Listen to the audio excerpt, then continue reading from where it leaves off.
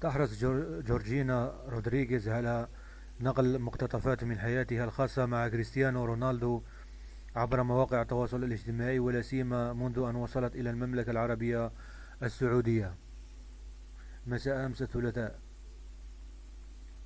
جمع عشاء رومانسي كريستيانو وجورجينا في أحد مطاعم الرياض، والتقطت جورجينا صورة برفقة كريستيانو وهو يقبلها على خدها، وشاركتها بالبوست الأبيض والأسود. كما شاركت صورة أخرى على صفحتها على الإنستغرام أعطت من خلالها لمحة عن المكان الذي تناولت فيه العشاء الرومانسي. ارتدت جورجينا للمناسبة فستان ضيق قصير بأكمام طويلة باللون البني، ونسقت معه حذاء كعب عالي باللون الأبيض، وتركت شعرها على طبيعته.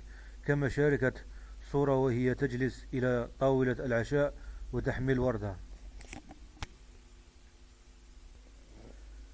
أما كريستيانو فاختار سترة جلدية من دون أكمام وتحتها ثوب باللونين الأبيض والأسود.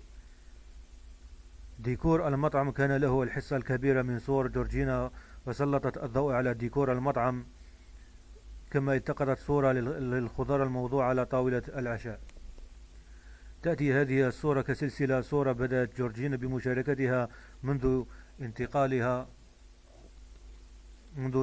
مع كريستيانو إلى الرياض بعد انضمام كريستيانو إلى نادي النصر السعودي في وقت سابق من هذا الشهر.